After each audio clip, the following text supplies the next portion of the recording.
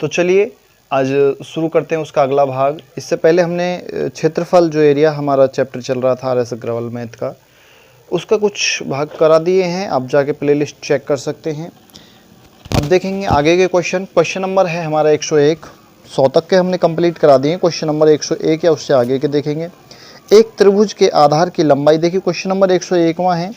एक त्रिभुज के आधार की लंबाई, देखिए त्रिभुज है, ये एक त्रिभुज हो गया, ठीक है। और इसके आधार, ये जो आधार है इसकी जो लंबाई है वो 15 मीटर, और इसमें ऊंचाई दे रखी है 12 मीटर। हाइट जो यहाँ से यहाँ तक की जो दूरी है वो है 12 मीटर, ठीक है।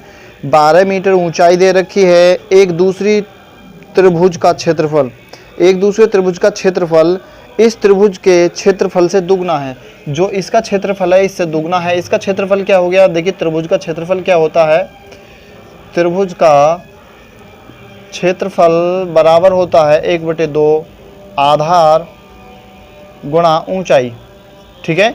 तो हमारा आधार 15 है, 1/2 लिख लेंगे आप। 15 हमारा आधार है, गुणा ऊंचाई हमारी 12, काट लेंगे 6 बार गया, और 15 छिक्का 90 हो गया वर्ग मीटर, ठीक है। ये हो गया इसका क्षेत्रफल। अब कहा है कि इससे दुगना, इस त्रिभुज के क्षेत्रफल से दुगना है। दूसरा एक त्रिभुज है, इससे दुगना यानी 90 का दूना हो गया।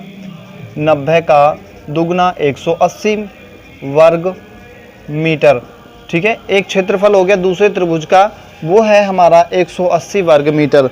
और आगे क्वेश्चन में दिया है दुगना है। इस त्रिभुज के आधार की लंबाई 20 मीटर है, त्रिभुज की ऊंचाई कितनी होगी। जैसे उसने त्रिभुज दे दिया है ये, और इसके आधार की जो लंबाई है वो 20 मीटर है, 20 मीटर है। और हमसे पूछा है इसकी जो हाइट है यानी h बराबर कितना होगा, ये पूछा है। तो दोस्तों हमें क्षेत्रफल दे रखा है, क्षेत्रफल है 180 वर्ग मीटर, और ये बराबर है 1/2, ठीक है। 1/2 आधार गुणा ऊंचाई। आधार है हमारा 20 गुणा ऊंचाई हमें निकालनी है, h हमने लिख लिया, ठीक है। इसे काट लेंगे, 2 से काटेंगे, 2 एकम 2 10 बार चला जाएगा। ये इधर गुणा में इधर भाग में चला जाएगा, 1 0 से 1 0 चला जाएगा। तो h बराबर कितना हो गया हमारा 18 मीटर। ये हमारा आंसर हो जाएगा। बहुत ही सिंपल है, थोड़ा सा लॉजिकल था, कुछ नहीं था इसमें, ठीक है। क्वेश्चन नंबर देखेंगे 102वां।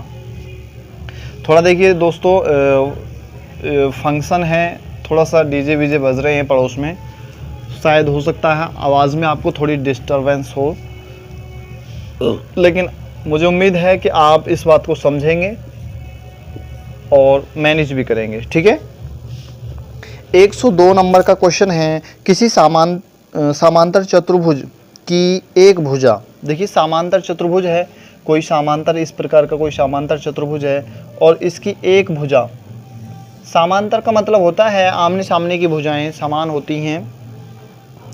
समांतर चतुर्भुज की एक भुजा 18 सेंटीमीटर तथा इस भुजा की विपरीत भुजा से दूरी 8 सेंटीमीटर है। ये जो दूरी ये है 18 सेंटीमीटर, इसकी जो एक भुजा है वो 18 सेंटीमीटर है, और इससे विपरीत वाली जो सामने वाली जो दूसरी भुजा है उसकी जो दूरी है वो है यहाँ से यहाँ तक के हम मान सकते हैं। इसे यहाँ की बजाय हम भी इस वाले बिंदु से यहाँ को जोड़ देते हैं।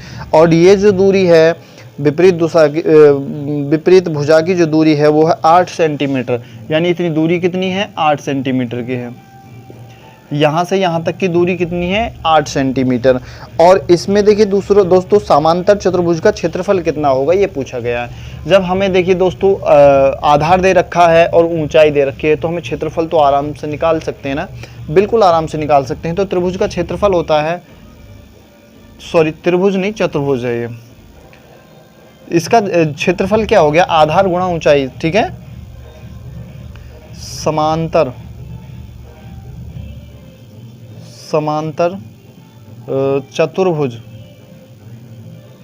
चतुर्भुज का क्षेत्रफल बराबर होता है आधार गुणा ऊंचाई, ठीक है, आधार गुणा ऊंचाई। तो समांतर चतुर्भुज का हमें क्षेत्रफल निकालना है। आधार हमारे पास है 18 गुणा ऊंचाई है 8, तो बिल्कुल सीधा सीधा से निकाल देंगे। बराबर कितना हो जाएगा, 18 8 8 64 का 4, 8 एकम 8 और 6 14, 144 वर्ग सेंटीमीटर। ये हमारा आंसर हो जाएगा। बहुत ही सिंपल तरीका था, कुछ भी नहीं था, थोड़ा लॉजिकल है और लगाना भी पड़ेगा। ठीक है, क्वेश्चन नंबर देखेंगे 103वां। 103 नंबर का क्वेश्चन है, एक समांतर चतुर्भुज की संगत भुजाएं 30 सेंटीमीटर तथा 14 सेंटीमीटर लंबी हैं। एक समांतर चतुर्भुज है, ठीक है, इस प्रकार से कोई चतुर्भुज है और इनकी समांतर भुजाएं कितनी हैं, 30 सेंटीमीटर है और यह है 14 सेंटीमीटर।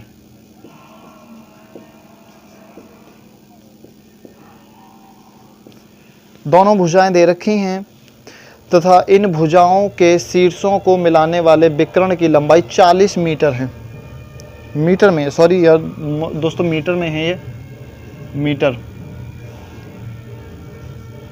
और यहाँ से यहाँ तक मिलाने वाले, शीर्ष को मिलाने वाले जो विकर्ण हैं उसकी लंबाई है 40 मीटर। समांतर चतुर्भुज का क्षेत्रफल कितना है, क्षेत्रफल निकालना है दोस्तों। ये है 40 मीटर का। अब दोस्तों या तो हमारे पास दोनों विकर्ण होते तब हम इसका क्षेत्रफल आसानी से निकाल सकते थे।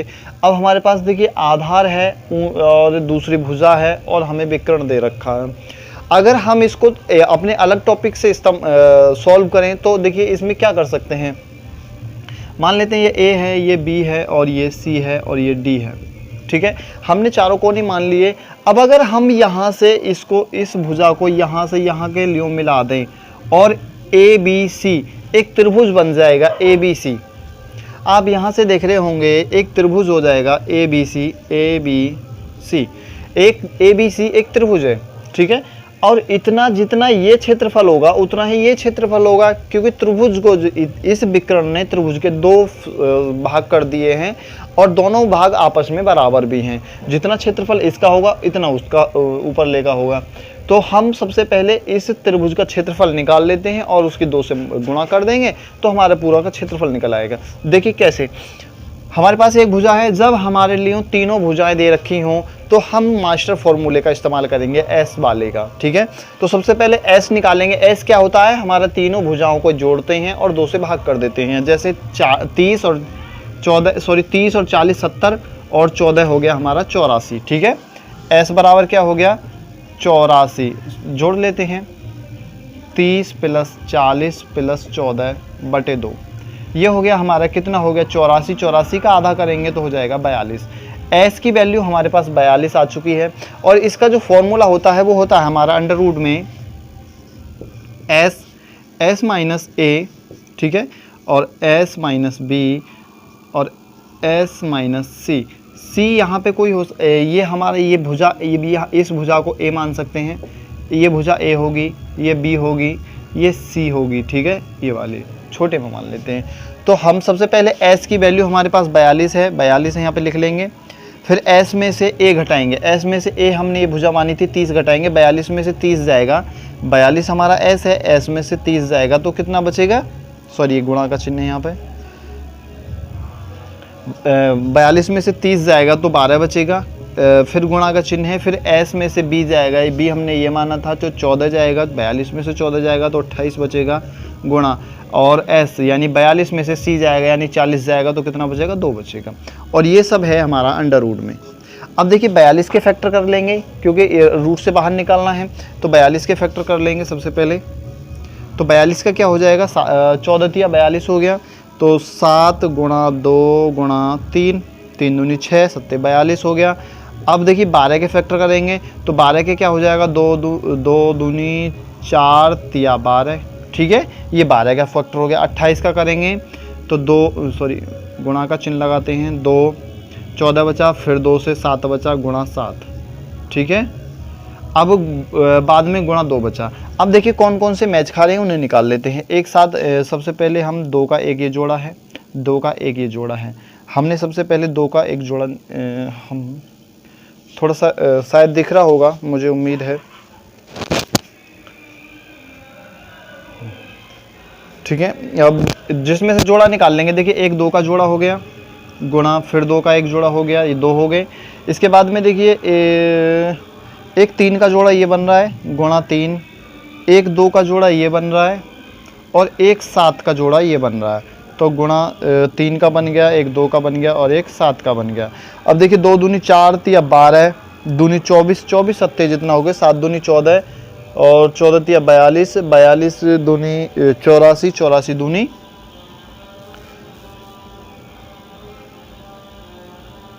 4 दूनी 8 और 8 दूनी 16, 168, 168 वर्ग सेंटीमीटर, सॉरी मीटर, वर्ग मीटर। ठीक है, ये आ गया हमारा इस त्रिभुज का क्षेत्रफल। जब 168 ये है और 168 ही ये होगा तो दोनों का क्षेत्रफल कितना हो जाएगा भाई? तो दोनों का हो जाएगा 168 गुणा 2 से कर दो या फिर दोनों जोड़ दो, तो 8 दूनी 16 का 6 हो गया, 6 दूनी 12 और एक 13 का 3 हो गया, 2 ही कम 2 और एक 3 वर्ग मीटर, 336 वर्ग मीटर। इस प्रकार से इसको सॉल्व कर सकते हैं। थोड़ा सा लेंथी था लेकिन थोड़ा सा इसे फास्टली भी कर सकते हैं, आप जैसा चाहें वैसे सॉल्व इसे कर सकते हैं। ठीक है, आप 1-2 बार अभ्यास करेंगे तो बहुत बेहतर तरीके से इसे समझ पाएंगे। चलिए मैं इसे रब कर देता हूँ, क्वेश्चन अगला देखेंगे। इसे स्क्रीनशॉट लेना चाहें तो ले लेना।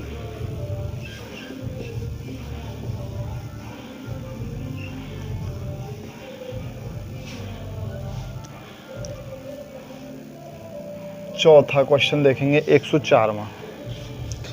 एक वर्ग तथा एक समचतुर्भुज। ठीक है, एक वर्ग है जिसकी चारों भुजाएं बराबर हैं और एक समचतुर्भुज है, एक ही आधार पर बनाए गए हैं। एक समचतुर्भुज है इस प्रकार से। ठीक है, ये समचतुर्भुज क्या है? ये समचतुर्भुज है, इसकी भुजा ये भी ए है, ये भी ए है, ये भी ए है, ये भी ए है और इसकी तो चारों भुजाएं ए होंगी। ठीक है, इसकी भुजा, ये समचतुर्भुज है, समचतुर्भुज की चारों भुजाएं समान होती हैं लेकिन प्रत्येक कोण 90 डिग्री का नहीं होता। और वर्ग, ये जो वर्ग है ये प्रत्येक चारों भुजाएं समान होती हैं लेकिन प्रत्येक कोण 90 डिग्री का होता है। बस इतना फ़र्क है, दोनों के आधार बराबर हैं, क्षेत्रफल में अंतर हो जाएगा। अब क्या है इसमें दोस्तों पूछा गया है इनके क्षेत्रफलों में अनुपात क्या होगा। अब एक बात बताइए दोस्तों, ये पहले था बिल्कुल सीधा, क्योंकि ये भुजा बिल्कुल सीधी थी तो इसका क्षेत्रफल हो गया ए स्क्वायर, या फिर ए गुणा ए कर देते, इसकी गुणा इससे कर देते। अब इसका क्षेत्रफल निकालने के लिए हमें क्या करना पड़ेगा दोस्तों?